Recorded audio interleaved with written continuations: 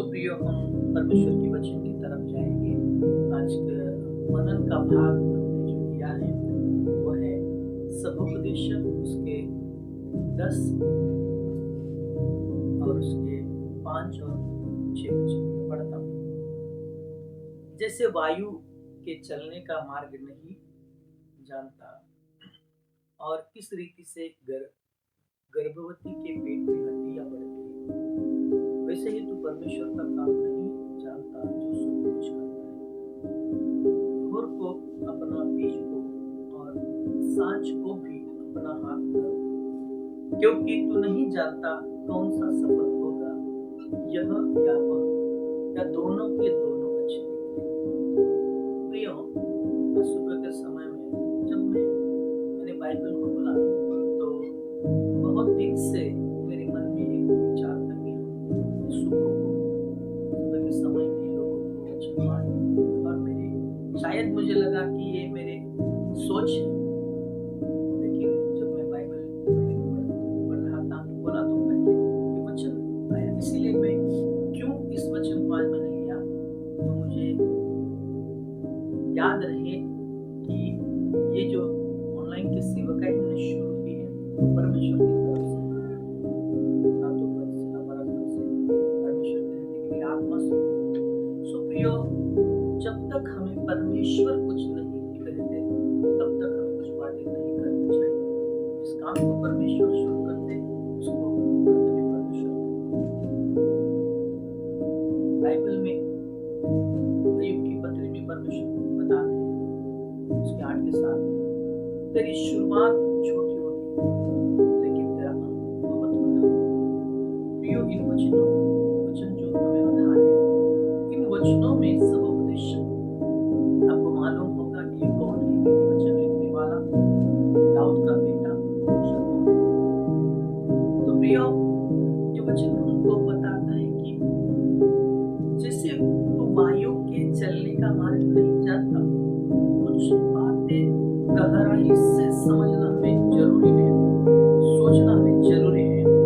जैसे तू वायु के चलने का मार्ग नहीं जानता और किस रीति से गर्भवती के पेट में हड्डियां बढ़ती है, हमें नहीं मालूम होता कि जो एक औरत है, एक लड़की है, उसके पेट में गर्भ है, वो कैसे बढ़ता है। दाऊद कहता है कि मेरी माँ के पेट में मैं आश्चर्यकारक रीति से मुझे निर्माण किया गया है, बहुत आश्चर्यकारक। वैसे ही सबोपदेश कहता है कि किस रीति से गर्भवती के पेट में हड्डियां बढ़ती है, वैसे ही तू परमेश्वर का काम नहीं जानता जो सब कुछ करता है।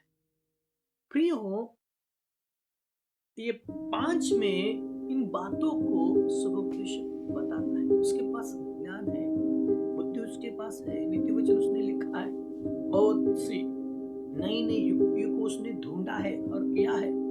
वही हमको कुछ बातों को सिखलाता है। वो कहता है कि परमेश्वर का काम नहीं जानता जो सब कुछ करता है।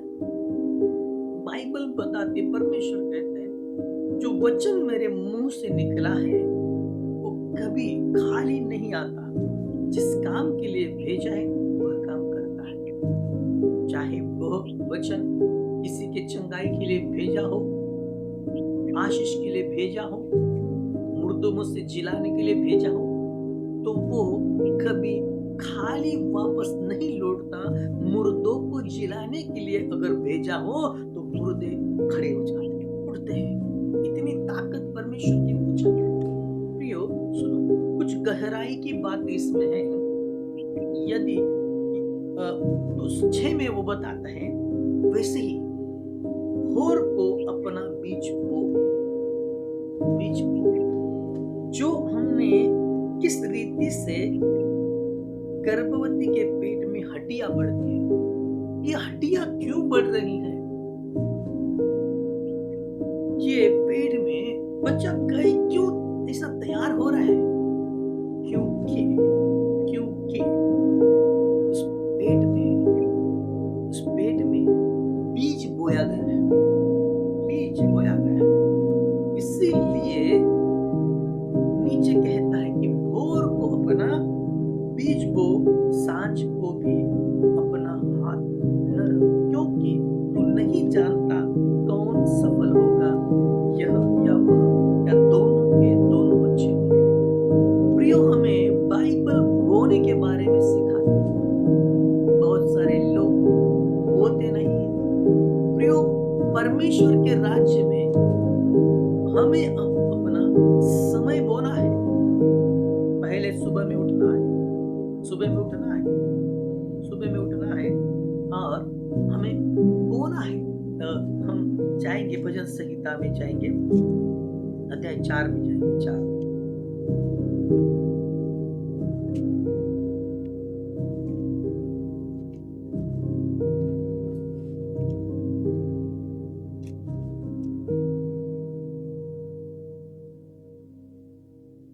चार वचन।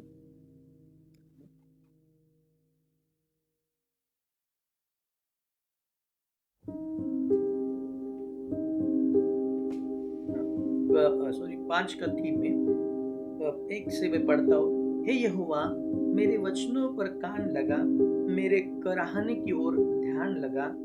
हे मेरे राजा, हे मेरे परमेश्वर, मेरी दोहाई पर ध्यान दे, क्योंकि मैं तुझे से प्रार्थना करता हूँ। दाऊद जो है वो एक राजा बन गया। भेड़ चराने वाला था, चरवाहा था, और वो राजा बन गया। वैसे परमेश्वर ने उसको बनाया क्योंकि वो अच्छा एक उपासक था, प्रार्थना करने वाला व्यक्ति था, परमेश्वर की स्तुति और प्रशंसा करने वाला व्यक्ति था। परमेश्वर ने उसे चुना है। प्रियो, परमेश्वर आपको भी चुनना चाहता है। हर एक के लिए परमेश्वर की बुलाहट है और हमें पहचानना होगा कि परमेश्वर किस काम के लिए हमें बुला रहा है। हर कोई सेवक नहीं बनता, हर कोई सेवक नहीं बनता। बुलाए हुए बहुत है और उसमें लिखा है चुने हुए कम है। और उसमें जो अपनी बुलाहट में अच्छी तरह से काम करेंगे, उनको बाइबल में बताए वो विश्वास योग्य है। विश्वास योग्य। हे मेरे राजा, हे मेरे परमेश्वर, मेरी दोहाई पर ध्यान दे, क्योंकि मैं तुझे से प्रार्थना करता हूँ। 3 जो आयत में पढ़ रहा हूँ, ध्यान से सुनिए। हे यहोवा, भोर को मेरी वाणी तुझे सुनाई दे। प्रियो, मैं भोर को प्रार्थना करके तेरी बाट जो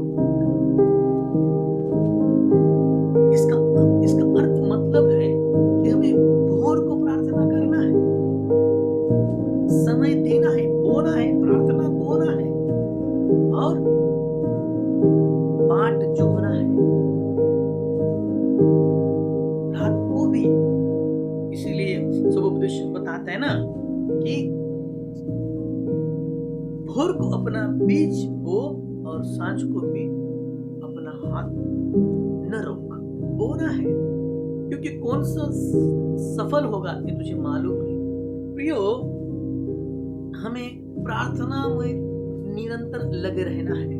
दानियल दिन में 3 बार प्रार्थना करता, 3 बार वो अपना समय परमेश्वर में बोता था। 3 बार। प्रियो, आजकल हम देखते हैं कि बहुत सारे लोगों को बोने के लिए समय नहीं। आशाएं बहुत हैं, सपने बहुत हैं, उद्देश्य बहुत हैं, लेकिन प्रियो, अगर किसी व्यक्ति के पास जमीन है, बहुत सारी जमीन है, और वो व्यक्ति रोज जाता है और जाके देख के आता है और कहता है मेरे पास जमीन है, मेरे पास जमीन है, तो कटनी कटेगा नहीं। अगर उस व्यक्ति ने सोच समझकर जमीन में बीज बोया तो निश्चित है एक दिन वो फल को काटेगा। भूमि का नियम है, अगर कोई बोता है तो भूमि उसको फल देती। इसीलिए प्रभु यीशु मसीह ने मत्ती के अध्याय 13 में कहा है कि बोने वाला बो रहा है, बोने वाला बोता चला गया, बोने वाला बोता चला गया। 4 प्रकार के लोगों के विषय में कहा है, 4 प्रकार की भूमि के बारे में कहा है। प्रियो, कहीं पर 30 गुना, कहीं पर 60 गुना और कहीं पर 100 गुना फल आया। फल के बारे में हम सब कुछ जानते हैं, लेकिन प्रियो पहला जो नियम है, प्रकृति का नियम है, बोना। अगर एक व्यक्ति बो नहीं सकता तो वो कटनी नहीं काट सकता है। इसीलिए दाऊद बोलता है कि मैं, हे प्रभु, भोर को तू मेरी वाणी सुनेगा। और प्रियो, हमें सुबह भी प्रार्थना करना है दानियल की तरह। अगर दोपहर में हमको समय मिलता है, बहुत कुछ लोग जॉब करते हैं, अलग अलग बिजनेस करते हैं, उनको समय नहीं मिलता। लेकिन जो कोई औरतें घर में होती हैं, उनके पास बहुत समय होता है, लेकिन वो अपना समय, अनमोल समय कहीं पे टीवी देखने के लिए, मोबाइल में देखने के लिए और सोने में अपना अनमोल समय बिताते हैं। प्रियो, समय बहुत महत्वपूर्ण है। हमारे जीवन में समय बहुत महत्वपूर्ण है। अगर आप परमेश्वर के राज्य में बोगे तो कटनी करो। इसीलिए प्रभु यीशु मसीह ने बताया कि हम वचन को पढ़ेंगे मत्ती के 13 अध्याय के। मैं ज्यादा समय नहीं लेता और आप पढ़िए घर में, मत्ती के अध्याय 13 अध्याय पढ़िए और उसमें आपको समझ में आएगा। तो जो कोई राज्य का वचन सुनकर नहीं समझता, उसके मन में जो कुछ बोया गया था उसे वह आकर छीन ले जाता है। यह वही है जो मार्ग के किनारे बोया गया। तो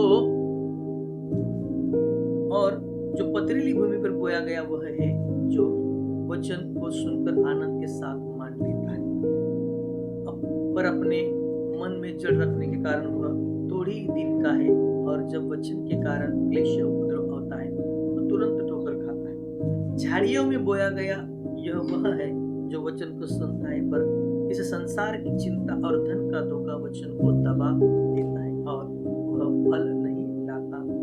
जो अच्छी भूमि में बोया गया वह है जो वचन को सुनकर समझता और फल लाता है, कई 100 गुना, कई 60 गुना, कोई 20 गुना। जो फल आया क्योंकि उसने बोया। प्रियो, इसीलिए हमारा कर्तव्य बनता है कि हम बोए, हमारे जीवन का समय बोए, प्रार्थना में, वचन सुनने में, और हर हफ्ता हमारे चर्च में जाके संगति करके हम वचन बोए। आइए हम प्रार्थना।